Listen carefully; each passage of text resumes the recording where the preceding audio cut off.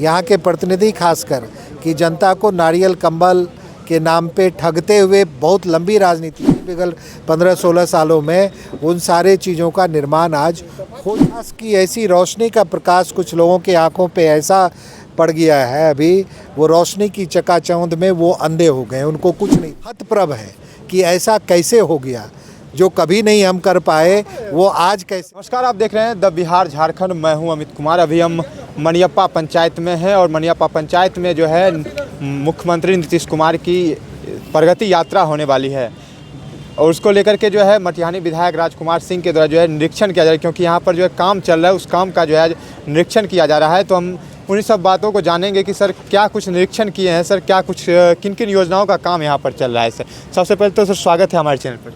आपका भी बहुत बहुत स्वागत है और आपको नववर्ष की बहुत बहुत शुभकामना भी है। सर किन किन योजनाओं का काम अभी चल रहा है? तो देख ही रहे हैं पंचायत स्तर पे जो भी योजनाएं हैं उन सब का कार्य हो रहा है और ये लगभग चूँकि मुख्यमंत्री जी की यात्रा है तो नेचुरल है, जब एक मुख्यमंत्री की यात्रा होती है तो काम में थोड़ी तेज़ी ज़रूर आती है, तो उसी तेज़ी से आज काम हो रहा है। मुख्यमंत्री जी की संभावित यात्रा है यहाँ पे। हम लोग आज पंचायत सरकार भवन परिसर में हैं। कई तरह के यहाँ पे स्पोर्ट्स ग्राउंड बन रहे हैं, जिसमें बास्केटबॉल ग्राउंड है, बैडमिंटन ग्राउंड है, वॉलीबॉल ग्राउंड है, साथ ही साथ रनिंग ट्रैक है। यहाँ पे आप सामने ही पोखर का निर्माण हो रहा है, देख ही रहे हैं आपका 2 पोखर का निर्माण है। कम्युनिटी सेंटर है, आंगनबाड़ी केंद्र है।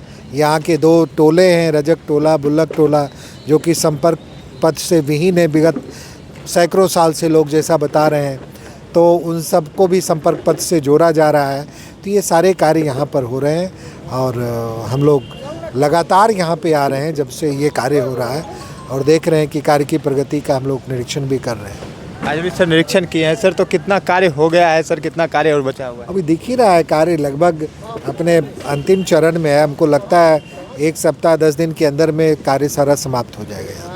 कब आने की संभावना है मुख्यमंत्री जी का यहाँ? अब संभावना तो हम लोग अभी दूसरे चरण का कल से शुरू है और उसके बाद तीसरे चरण में कल प्रोग्राम आ जाएगा, तो हम लोग देखेंगे। हम लोग उम्मीद कर रहे हैं कि 20 तारीख से पहले शायद यहाँ पे आ जाएं। बात करें अगर मटिहानी की, तो सर कितना काम आप करवा दिए, कितनी योजनाओं का काम अभी तक करवा दिए मटिहानी में से? अरे आप हमको उस दूसरे तरीके से पूछते तो हमको अच्छा लगता कि ये सड़क सारा बन गया सर, और कौन सा सड़क बचा हुआ है आपका बनने के लिए, कौन सा हॉस्पिटल बचा हुआ है बनने के लिए, कौन सा विद्यालय का भवन बचा हुआ है बनने के लिए, ये अगर आप हमको पूछते तो हमको अच्छा लगा। ये सारी चीज़ें जितनी भी बची हुई रहीं विगत 15-16 सालों में, उन सारे चीज़ों का निर्माण आज हो चुका है और निर्माणाधीन है। सर विपक्ष के लोग जो हैं, जो आरोप लगता है कि कुछ नहीं कर पाए हैं, कुछ नहीं हुआ है काम मटिहानी में, उसको लेकर क्या सोचते हैं? देखिए, जब आप एक अनुभूति आपको होगी कि जब कई बार आप अंधेरे में चल रहे होते हैं और अचानक प्रकाश आपकी आंखों पे पड़ता है तो आपको कुछ भी दिखना बंद हो जाता है। तो विकास की ऐसी रोशनी का प्रकाश कुछ लोगों के आंखों पे ऐसा पड़ गया है, अभी वो रोशनी की चकाचौंध में वो अंधे हो गए, उनको कुछ नहीं दिख रहा है। वो चल उसी सड़क पे रहे हैं, उनके बच्चे उसी विद्यालय में पढ़ रहे हैं, वो उन्हीं हॉस्पिटल्स में जा रहे हैं, लेकिन उनको कुछ दिख नहीं रहा है। हतप्रभ है कि ऐसा कैसे हो गया जो कभी नहीं हम कर पाए वो आज कैसे हो रहा है। तो ये हताशा है और हताशा में कुछ लोग अंधे हो जाते हैं जिनको ये नहीं दिख रहा है, बट यानी कि लोगों को दिख रहा है। मेरे लिए ये महत्व रखता है। राजनीति करने वाले लोग प्रतिपक्षी क्या बोलते हैं नहीं बोलते हैं उस पर मेरी कोई टिप्पणी नहीं है। हम कितना भी अच्छा काम करें, और प्रतिपक्ष का काम है टिप्पणी करने का, विपक्ष का काम है कि आलोचना करे। वो अपना काम कर रहे हैं, हम लोग अपना काम कर रहे हैं। विधानसभा चुनाव नज़दीक आने वाले, तो क्या विधायक जी तैयार हैं चुनाव में? चुनाव तो प्रक्रिया है। आपने जब पहली बार में लड़ा था तो आपने सवाल हमसे पूछा था कि आप तैयार हैं।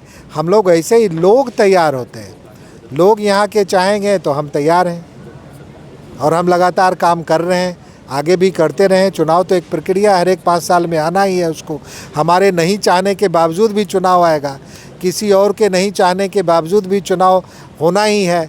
तो वो तो एक प्रक्रिया है, संवैधानिक प्रक्रिया है, वो होते रहता है।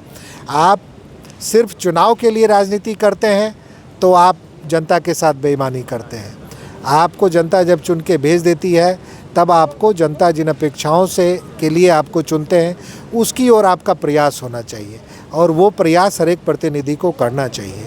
हमने वो प्रयास अपनी तरफ से ईमानदारी से किया है, मैं इतना ही कहूँ।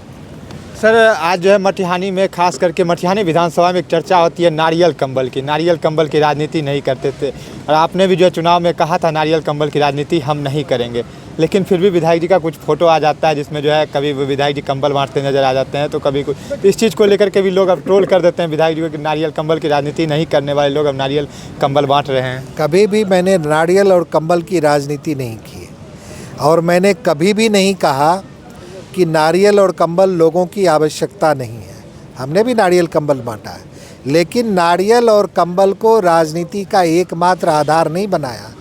लोग यहाँ पे यूज्ड टू रहे हैं, यहाँ के प्रतिनिधि खासकर, कि जनता को नारियल कंबल के नाम पे ठगते हुए बहुत लंबी राजनीति की है। उनको विकास से कभी कोई सरोकार नहीं रहा है, उनके लिए सड़कें कभी मायने नहीं रखी, उनके लिए लोगों का पुनर्वास कभी मायने नहीं रखा। अगर ये मायने रखा होता तो आज रजक टोला और बुल्लक टोला के लोग आज संपर्क पथ से विहीन नहीं होते। हमारा तो 4 साल हुआ है और 4 साल के अंदर में हमने लगातार प्रयास किया इनके लिए। विधानसभा तक में भी मैंने रजक टोला और बुल्लक टोला की बात उठाई और आज मुझे संतोष है और इस बात की उम्मीद है कि जल्द इनका सपना भी पूरा होगा और ये इनका हक है वो। तो इस हक की लड़ाई लड़नी चाहिए किसी को भी, और सरकार अपनी तरफ से हर एक कार्य, हर विकास का काम करना चाहती है।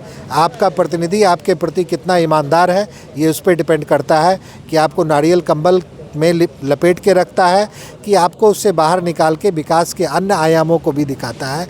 और समय समय पर जब नारियल कंबल की ज़रूरतमंदों के बीच में जहाँ ज़रूरत होती है वो भी होनी चाहिए। मैंने उसका कभी भी विरोध नहीं किया है। मैंने हमेशा कहा है कि सिर्फ नारियल और कंबल में मटिहानी की राजनीति को जिन लोगों ने समेट कर, लपेट कर अपने पास में रखा, उनका मैंने विरोध किया। मटिहानी विधानसभा में आपके जो मुख्य काम थे, जो चुनाव के समय में आपने कहा था कि हम मटिहानी विधानसभा में काम करेंगे, कौन से काम हो गए, कुछ काम बचे हुए हैं? कौन कौन से काम बचे हुए हैं मटिहानी में काम? नहीं, बहुत सारे काम हुए हैं और बहुत सारे काम अभी बचे हुए हैं। और मुझे लगता है कि एक डिग्री कॉलेज की मांग ज़रूर यहाँ पर है और डिग्री कॉलेज चूँकि नीतिगत मामला है, अनुमंडल स्तर पे सरकार की अभी नीति है, डिग्री कॉलेज अनुमंडल में ही बन सकता है। हम मटिहानी विधानसभा पूरा बेगूसराय अनुमंडल में है, उसमें ऑलरेडी 5-6 डिग्री कॉलेज हैं, तो उस नीति के तहत हम लोग नहीं आते हैं। लेकिन मैंने सरकार से बार बार आग्रह किया है, अनुरोध किया है विधानसभा में कि मटिहानी विधानसभा का ही एक क्षेत्र है साम्हो, जो कि अनुमंडल से काफ़ी दूरी पर है, 80 किलोमीटर की दूरी है, 2-3 घंटा एक तरफ से जाने आने में लगता है।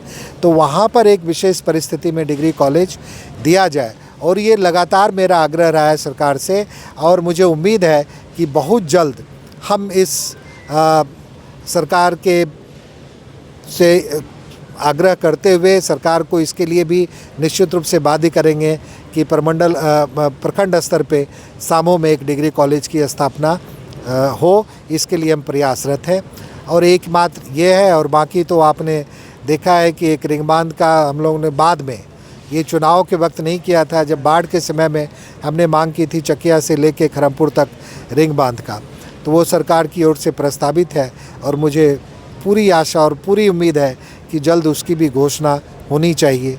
साथ ही साथ गुप्ता लखमीनिया बांध का चौड़ीकरण, उसका दोहरीकरण, ये भी निश्चित रूप से मुझे लगता है कि बहुत जल्द आप इसकी भी घोषणा देखेंगे और कार्य भी इस पर भी आरंभ होगा।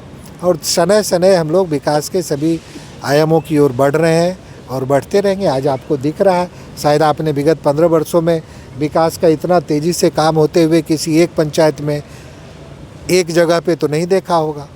अगर देखा है तो आप बोलिए।